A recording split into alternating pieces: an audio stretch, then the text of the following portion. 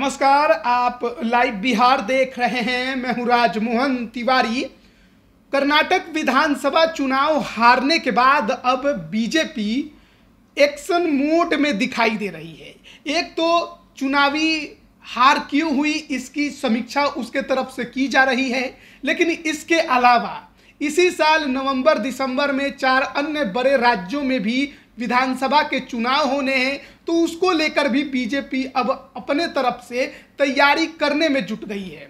और बीजेपी इस बात को समझ गई है कि चुनाव के समय मुद्दों के साथ रणनीति भी बेहतर अब बनानी होगी।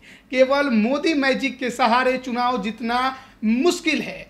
बिहार की राजनीति में पिछले साल अगस्त के महीने से ही बीजेपी थोड़ी पिछड़ी है, क्योंकि नीतीश कुमार ने साथ छोड़ा। तो ऐसे में बिहार में फिलहाल वो अकेली है। अपने पार्टी को मजबूत करने के लिए और तमाम जातीय समीकरणों को साध कर चुनाव लड़ने के लिए बीजेपी को जरूरत है बिहार में सहयोगियों की।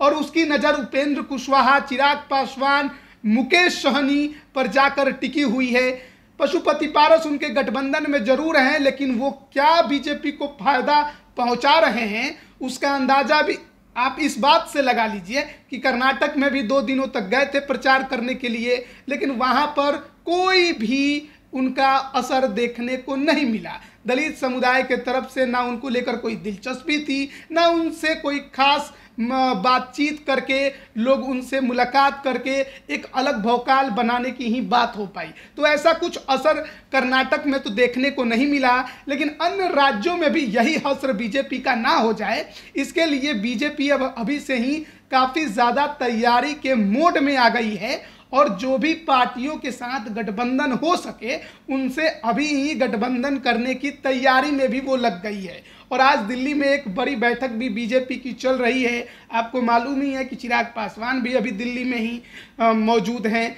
तो आप अनुमान लगा सकते हैं कि अब क्या आगे का रास्ता बीजेपी निकालने वाली है, क्योंकि देखिए मध्य प्रदेश, राजस्थान, छत्तीसगढ़ के साथ तेलंगाना, ये 4 राज्य हैं जहां पर इसी साल नवंबर दिसंबर के महीने में चुनाव होने हैं। और बीजेपी इन 4 राज्यों में कर्नाटक वाला हस्र तो बिल्कुल नहीं खोज रही होगी, क्योंकि 2024 लोकसभा चुनाव से पहले अगर हर राज्य में इसी प्रकार के परिणाम आ गए तो फिर कहीं ना कहीं पार्टी के कार्यकर्ताओं का जो मनोबल है वो भी नीचे गिरेगा। ऐसे में बीजेपी भी अब इस बात को समझ गई है कि जो लोग साथ आ सकते हैं उनको जल्द से जल्द साथ लाया जाए, औपचारिक ऐलान भी किया जाए। पशुपति पारस से बीजेपी को कोई खास फायदा नहीं हो रहा है और बीजेपी भी इस बात को समझ गई है। इसलिए शायद अब बीजेपी पशुपति पारस के बजाय चिराग पासवान पर दांव खेलने की तैयारी में भी लग गई है। चिराग पासवान ने अपने प्रस्ताव बीजेपी के सामने रख दिए हैं कि कौन कौन सी सीटें लोकसभा में चाहिए। एक राज्यसभा की भी चर्चा है, साथ ही साथ विधानसभा सीटों पर को लेकर अभी से ही समझौते की बात वो भी कर रहे हैं। तो चिराग पासवान की बातों को बीजेपी कितना मानती है और कब तक मानकर उनको गठबंधन में शामिल करा लेती है, ये देखने वाली बात है। क्योंकि जो 4 राज्यों में चुनाव होने वाले हैं उनमें से 2 राज्यों में चिराग पासवान भी अपने संगठन को मजबूत कर रहे हैं। एक है मध्य प्रदेश और दूसरा है राजस्थान।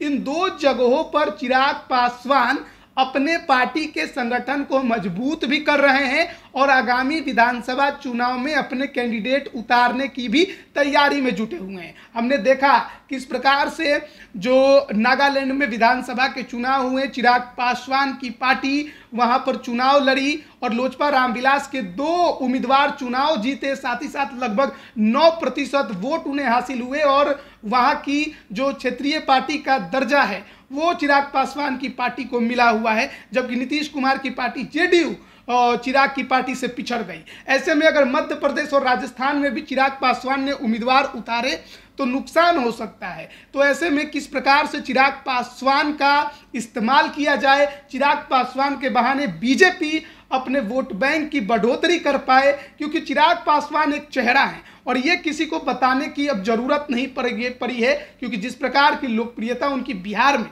देखने को मिल रही है अन्य राज्यों में भी चिराग पासवान की लोकप्रियता धीरे धीरे बढ़ रही है। हालांकि जो उनके पिता का कद था, जिस प्रकार से वो राजनीति करते थे, देखना होगा वो चिराग पासवान कितना कर पाते हैं। लेकिन एक बात तय हो चुका है कि बिहार में चिराग पासवान एक स्थापित नेता हैं, लोकप्रिय नेता हैं। पासवान समुदाय का जो वोट बैंक कहा जाता है वो उनके पास ही दिखाई देता है। पशुपति पारस से फिलहाल बीजेपी को कोई फायदा होता नजर नहीं आ रहा है। और कर्नाटक में भी हमने देखा, गए थे प्रचार करने, कोई असर बिल्कुल भी देखने को नहीं मिला। और उसके बाद से ही लोजपा रामविलास भी इस बात को लगातार कह रही है कि हम भी चिराग पासवान जो हैं, यानी कि लोजपा रामविलास के राष्ट्रीय अध्यक्ष कई जगहों पे प्रचार करने गए थे बीजेपी के बुलावे पर, और जहां भी गए बीजेपी को बहुत फायदा पहुंचाया, चाहे कुडनी हो, चाहे इसके अलावा मोकामा में भी जिस प्रकार से लड़ाई में बीजेपी को ले आए,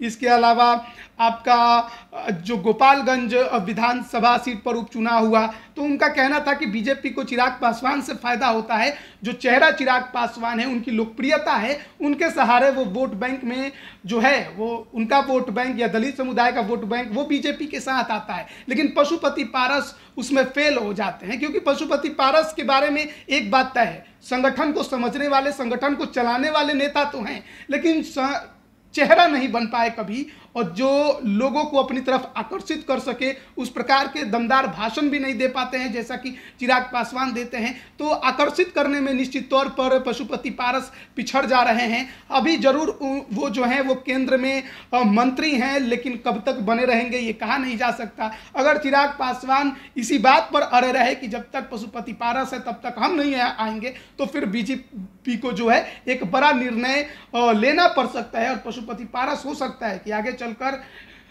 एनडीए से ड्रॉप कर दिए जाएं या केंद्रीय मंत्रिमंडल से ड्रॉप कर दिए जाएं। कैसा फैसला लेगी ये तो बीजेपी के ऊपर है, लेकिन आगामी अन्य राज्यों में जो विधानसभा के चुनाव होने वाले हैं उसमें चिराग पासवान के चेहरे को कैसे इस्तेमाल किया जाए, चिराग पासवान की भूमिका को कैसे भुनाया जाए, चिराग पासवान जो संगठन अन्य राज्यों में खड़ा करने की कोशिश कर रहे हैं उसका कैसे इस्तेमाल बीजेपी अपने पक्ष में कर पाए, इसको लेकर भी मंथन जरूर हो रहा है। और हो सकता है कि जिस प्रकार का परिणाम कर्नाटक का आया है उसके बाद चिराग पासवान की बातों को मानकर, चिराग पासवान के चेहरे को देखकर बीजेपी अब एक बड़ा फैसला ले सकती है। केंद्रीय मंत्रिमंडल के विस्तार की भी चर्चा है। हालांकि अब ज़्यादा समय चुनाव का बचा नहीं है, तो उम्मीद जरूर कम लगा रहा है लोग कि केंद्रीय मंत्रिमंडल का विस्तार होगा। लेकिन इसमें ये लोग भी कह रहे हैं, यानी राजनीतिक पंडितों का ये भी मानना है, कई विश्लेषकों का ये मानना है कि जिस प्रकार के परिणाम आए हैं उसके बाद हो सकता है कि अन्य जातीय समुदाय के तमाम लोगों को खुश करने के लिए, इसके अलावा जो नेता या कार्यकर्ता बीजेपी से थोड़े बहुत नाराज हैं या भटके हुए हैं, उनको खुश करने के लिए, उनको साथ लाने के लिए मंत्रिमंडल विस्तार हो सकता है। अंदर बाहर लोग हो सकते हैं, यानी कुछ को बाहर किया जाए, कुछ को अंदर किया जाए। लेकिन क्या उसमें पशुपति पारस का नाम है बाहर जाने वालों की लिस्ट में? क्या चिराग पासवान का नाम है अंदर आने वालों की लिस्ट में? ये अपने आप में हर कोई समझने की कोशिश कर रहा है। और बिहार की राजनीति में तो चिराग पासवान स्थापित है, क्या अन्य राज्यों की राजनीति में भी चिराग पासवान उस प्रकार की भूमिका में मौजूद हैं जो बीजेपी को फायदा पहुंचा सकते हैं? देखना बड़ा दिलचस्प होगा, क्योंकि अब चिराग पासवान और चाचा पशुपति पारस, यानी चाचा भतीजे की जो अभी की अदायगी है, जो लड़ाई है, उसमें बीजेपी किसको सबसे ज़्यादा पसंद करती है, किसके साथ जाना वो मुनासिब समझती है, कौन उसे फायदा पहुंचाएगा, ये देखने वाली बात होगी। लेकिन खबर बहुत बड़ी है, अंदर से है कि चर्चा चल चुकी है, अब निर्णय की ही केवल बारी है। बने रहिए लाइव बिहार के साथ। आप सभी का बहुत बहुत धन्यवाद। लाइव बिहार YouTube पर सब्सक्राइब और Facebook पर लाइक जरूर करें।